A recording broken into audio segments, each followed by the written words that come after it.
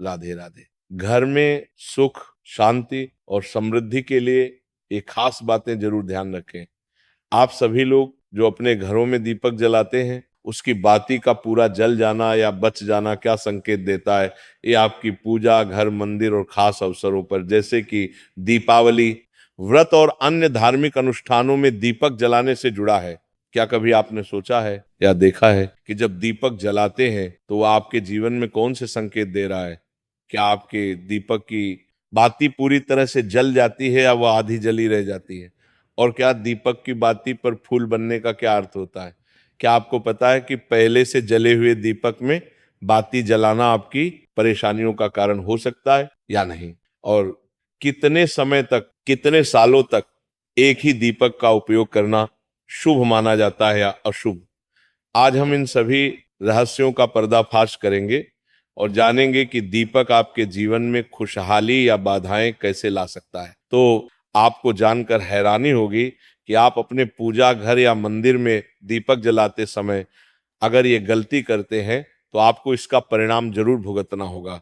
दीपक की बाती का पूरा जल जाना और बाकी का बच जाना भी अलग अलग संकेत देता है, जो आपके लिए जानना बहुत जरूरी है। जब हम पूजा करते हैं तो हमारा दीपक कभी कभी अचानक से बुझ जाता है और कभी कभी ऐसा होता है कि हमारी पूजा होने के बाद हम उस दीपक को भगवान के सामने जलता हुआ छोड़ देते हैं। लेकिन कुछ समय के बाद दीपक अपने आप बुझ जाता है और घी बचा रह जाता है। और कभी कभी तो हमारे दीपक की बाती पूरी जल जाती है और उसमें फूल भी बन जाता है। तो इनके अलग अलग नकारात्मक और सकारात्मक परिणाम होते हैं। तो सबसे पहले ये जानते हैं कि अगर हमारे दीपक में फूल बन रहा है तो इसका क्या मतलब होगा। अगर हमारे दीपक की बाती में फूल बन रहा है तो इसका सीधा सा मतलब है कि भगवान ने हमारी प्रार्थना को स्वीकार कर लिया है और वह हमारी पूजा से प्रसन्न है। वह इस बात का संकेत बाती में बने इस फूल के माध्यम से देते हैं। अगर आपके घर में दिव्य शक्तियां मौजूद हैं और आपके साथ साथ वह भी ईश्वर की पूजा में अपना ध्यान लगाती हैं, तो अगर आपके दीपक की बाती में फूल बन रहा है, आप सच में बहुत भाग्यशाली हैं। इसी के साथ दीपक जलाने के भी कुछ खास नियम आपको जरूर जानने चाहिए। अगर आप पहले से जले हुए दीपक में अपनी बाती रखकर जलाते हैं तो ऐसा करने से दुर्भाग्य आपका पीछा कभी नहीं छोड़ता। अगर दीपक में पहले से जली हुई बाती की राख या फिर रुई और कालिक है और आपने अपनी बाती इसमें रखकर जला दी, तो ऐसा करने से भगवान आपसे प्रसन्न होने के बजाय नाराज हो जाते हैं और आपको इसके बहुत ही भयानक परिणाम देखने को मिलते हैं।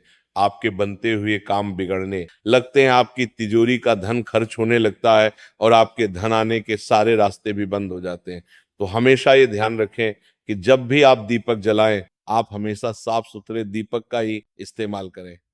इसी के साथ कुछ लोगों की आदत होती है कि वह हर थोड़े दिन बाद अपने दीपक को बदल देते हैं। इस पर गुरुजी का कहना है कि आप जिस दीपक से पूजा करते हैं उसे कभी मत बदलिए। आप उस दीपक को सिद्ध हो जाने दीजिए। जब कोई दीपक रोजाना भगवान के सामने जलता है तो वह दीपक समय के साथ सिद्ध हो जाता है। भगवान की सकारात्मक ऊर्जा उस दीपक में आ जाती और जब भी आप दीपक जलाते हैं तो आपका तन और मन दोनों पवित्र हो जाते हैं। तो आप हर रोज उस दीपक को साफ कीजिए, फिर उसमें बाती रखकर जलाएं। आप जितनी बार भी दीपक जलाएं उतनी बार उस दीपक को साफ करके बार बार उस दीपक में बाती जलाएं। लेकिन अगर आप गलती से उस दीपक को बदलते हैं तो आपकी तरक्की में रुकावट आ सकती है। इसलिए आप अपने दीपक को कभी भी मत बदलना। 10 साल या 20 साल तक आप उसी दीपक में लगातार बाती जलाएं। इससे आपका दीपक सिद्ध हो जाएगा। और आप इसका चमत्कार अपने घर में भी देख सकते हैं। अगर आपके घर में कोई भी रोगी हो, बीमार हो या किसी का बुखार नहीं जा रहा हो, तो आप इस दीपक को थोड़ी देर के लिए किसी बर्तन में डालिए और अब उस रोगी को ये पानी पिला दीजिए। 10 से 15 मिनट के भीतर उसका बुखार उतर जाएगा। वहीं अगर आपके घर में किसी को नजर लगी हो या फिर आपके व्यापार में किसी की नजर लगी हो, आपका धंधा अच्छे से नहीं चल रहा हो, तो भी आप इस दीपक को तांबे के बर्तन में पानी भरकर उसमें डाल दीजिए और रात भर के लिए छोड़ दीजिए। अगले दिन सुबह पानी का छिड़काव अपने घर में और अपनी दुकान पर करिए। ऐसा करने से आपको साफ साफ परिणाम दिखाई देंगे, क्योंकि जब हम लगातार एक ही वस्तु का प्रयोग अपनी पूजा में करते हैं तो वह वस्तु शुद्ध हो जाती है। भगवान की जो ऊर्जा होती है वह उस वस्तु में समा जाती है। तो कभी भी अपने मंदिर के दीपक को बदलने की गलती ना करें। अगर आपके मंदिर का दीपक टूट जाता है या फिर खराब हो जाता है या खंडित हो जाता है, तब भी आप उस दीपक को बदल सकते हैं। लेकिन फिर भी आप उस दीपक को न फेंकें, बल्कि इसे अपने घर में संभाल कर रखें, क्योंकि ये भगवान की सकारात्मक ऊर्जा का भंडार होता है। वहीं अब आपको ये भी बता देते हैं कि अगर आपके दीपक की बाती पूरी नहीं जलती है और आपके दीपक में घी बच जाता है तो इसका क्या परिणाम होता है।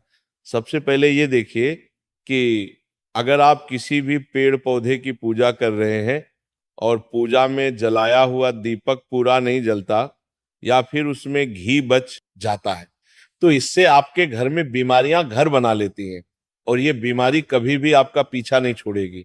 तो जब भी आप किसी भी पेड़ पौधे या मंदिर के बादशाह हर किसी भी स्थान पर पूजा करें तो ये ध्यान रखें कि उसकी बाती पूरी जले और उसमें घी बचा हुआ ना हो, क्योंकि ये आपकी अच्छी सेहत के लिए बहुत ही अच्छा प्रभाव देगा। वहीं अगर आपके घर के मंदिर में दीपक की बाती पूरी नहीं जलती और पूजा करते समय दीपक बार बार बुझ जाता है, तो जरूर आपके घर में नकारात्मक ऊर्जा का वास है और ये आपके पूजा में विघ्न डालने का काम करती है।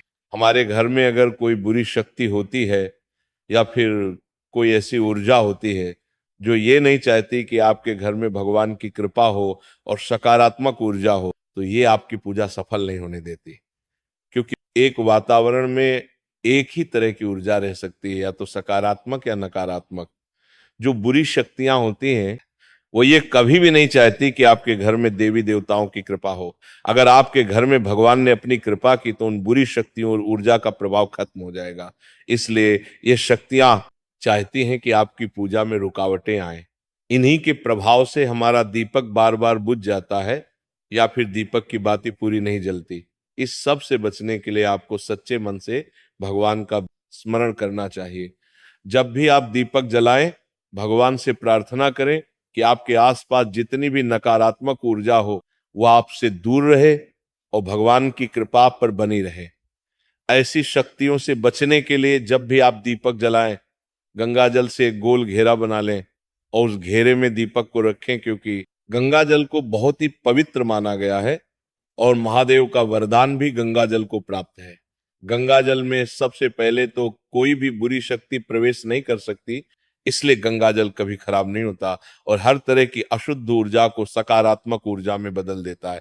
अगर आप गंगा जल से बने गोल घेरे में दीपक को रखेंगे तो ये आपकी पूजा में किसी भी शक्ति को बाधा नहीं बढ़ेगी और कोई भी नकारात्मक शक्ति आपके दीपक को बुझा नहीं पाएगी।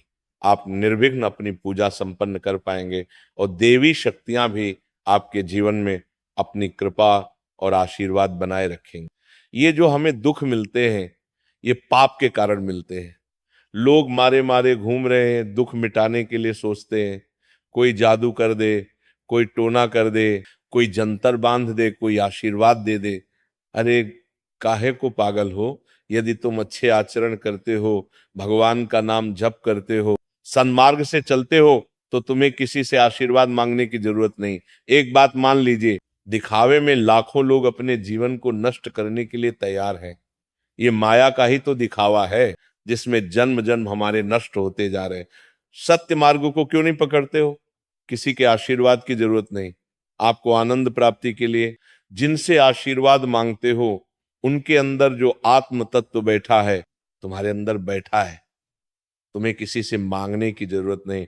बस तुम अपने स्वरूप को नहीं पहचान पा रहे हो, अपनी शक्ति को जागृत नहीं कर पा रहे हो, इसलिए तुम दौड़े घूम रहे हो। भागने की जरूरत नहीं है। सत्संग सुनो, उसे अपने आचरण में उतारो। ये बात आप कागजों में लिख लो, चाहे दिमाग में लिख लो। जब तक आपके आचरण शुद्ध नहीं होंगे, जब तक आप भजन नहीं करोगे, जब तक आप दूसरों को सुख नहीं दोगे, मन वचन कर्म से किसी को भी दुख नहीं पहुंचाएंगे, तब तक आप भाग्यवान नहीं बन सकते। यहां से लेकर ब्रह्मलोक तक अगर आपको सुख मिल जाए तो बता देना। अरे ब्रह्मलोक पर्यंत भी सुख मिलने वाला नहीं है। अगर सुख चाहिए, सिंधु जैसा सुख चाहिए, तो भगवान का भजन करो। भजन नहीं करेंगे, बैठकर अपने घर में बैठकर आधा घंटा भजन नहीं करेंगे तो मारे मारे घूमते रहो। सोच रही है भगवान का अवतार है, हमारा कल्याण हो जाएगा। जब भगवान वास्तविक अवतार लिए थे और जिन्होंने भजन नहीं किए उनका भी कल्याण नहीं हुआ। भगवान के अवतार के समय हम भी रहे होंगे, कहीं ना कहीं किसी जीव जंतु के रूप में कल्याण हुआ। क्या अब भजन करोगे तो कल्याण हो जाएगा? हमारी बात मान लो। बार बार आपको कभी कड़वे शब्दों में, कभी मीठे शब्दों में बताते हैं। बचपन से भगवान के मार्ग में लगे हुए हैं, हमको अपना कर्म भोगना पड़ रहा है। जो शरीर रचना के समय रचा गया था वह सुखद या दुखद कर्म भोगना पड़ेगा। बड़े बड़े महापुरुषों को भोगना पड़ा तो प्रारब्ध को भोग लो। ये भोगने की सामर्थ्य नाम जप से आ जाएगी और नाम जप करके जन्म मरण के चक्र से मुक्त हो जाओगे। मान लो मेरी बात, क्या वृंदावन की परम पावन रज से बढ़कर त्रिभुवन में कोई रज है? इस रज में बैठकर तुम्हें आनंद नहीं मिल रहा तो कहाँ मिलेगा तुम्हें? क्या भगवान के नाम से बढ़कर कोई अमोघ शक्ति है जो भगवान को अधीन कर सके?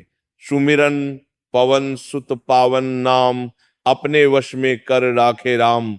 लेकिन समझ में नहीं आता। ये जीव सोचता है कोई तपस्वी, कोई सिद्ध से हमारे दुख दूर हो जाए।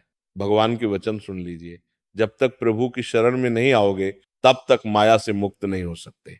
पर समझ में नहीं आता। लोगों को ऐसा लगता है मैं जाऊंगा, आशीर्वाद मिलेगा, मैं सिद्ध हो जाऊंगा, सब दुख नष्ट हो जाएंगे। आप समझो, हमारी प्रार्थना को समझो। हम अंदर से पीड़ित होकर बोल रहे हैं, आप लोग समझते नहीं हो। भगवान का भजन किए बिना कहीं भी भागकर चले जाओ, आपको शांति नहीं मिलेगी। राधे राधे।